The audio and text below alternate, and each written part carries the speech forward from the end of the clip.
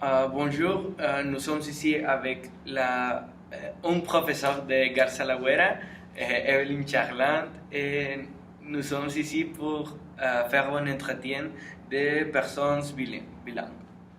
Comment les langues changent-elles votre manière de vous exprimer? Ok.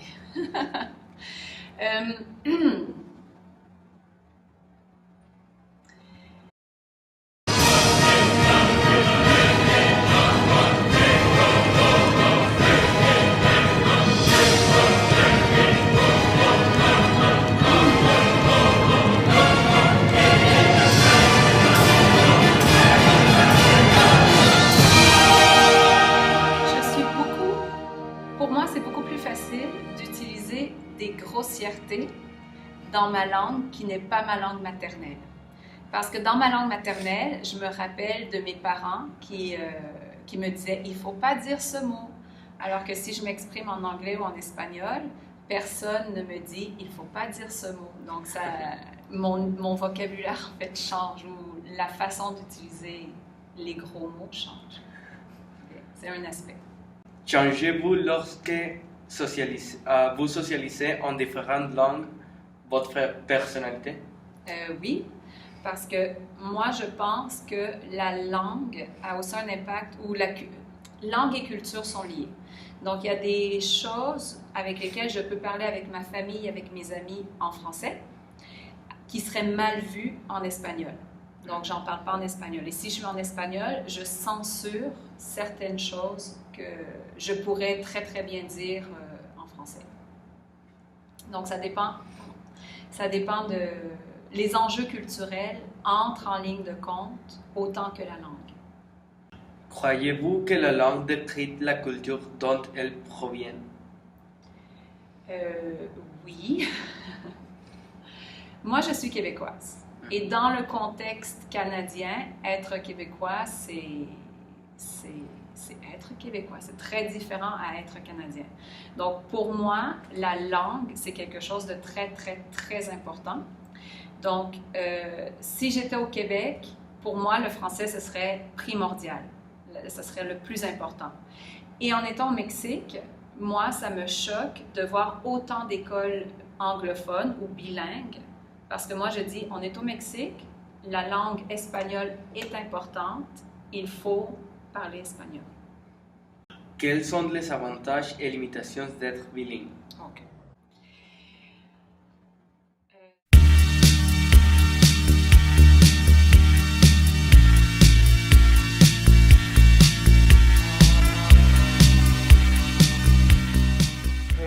Les avantages, je trouve que tu peux connaître une culture beaucoup mieux lorsque tu parles la langue de cette culture. Donc, pouvoir parler espagnol au Mexique te permet de connaître la culture beaucoup plus profondément que si je parlais seulement anglais, par exemple, ou seulement français. Ça t'ouvre des portes au niveau de la culture parce que tu peux lire ou écouter des choses dans plusieurs langues. Voilà pour les avantages. Bon, je vais aller jusque-là. Dans les désavantages ou les limites, moi maintenant je suis trilingue, mais j'ai été trilingue tard, à l'âge adulte. Si je regarde mes enfants qui sont bilingues, ben, le désavantage, c'est que parfois ils vont mélanger les deux langues. Donc, où ils vont inventer des mots qui n'existent pas, ou ils vont dire des choses qui sont inappropriées, parce qu'ils ont voulu traduire le mot, mais ils l'ont mal traduit et que dans la langue, ça sonne mal. Donc, ce serait un désavantage. Votre interprétation change-t-elle lorsque vous êtes bilingue?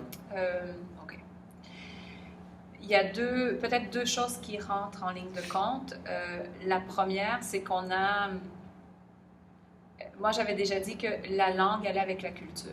Et la culture est aussi attachée à certaines valeurs ou certaines choses qui peuvent se faire et ne peuvent pas se faire. Donc, en étant bilingue, peut-être qu'on interprète aussi selon nos deux bagages culturels ou nos trois bagages culturels. Donc, j'interprète d'une façon avec mes valeurs encore québécoises, canadiennes et peut-être aussi avec certaines valeurs mexicaines. Et l'autre chose, c'est que quand il y a un événement qui se produit au niveau médiatique, ben, l'interprétation peut changer parce que j'ai l'opportunité d'aller lire les nouvelles mexicaines, les nouvelles américaines, par exemple, les nouvelles québécoises ou les nouvelles françaises, et ça donne peut-être une plus grande vue d'ensemble. Cela conclut notre entretien. Merci pour avoir répondu à nos questions et au revoir. Nada más digan au revoir. Au revoir.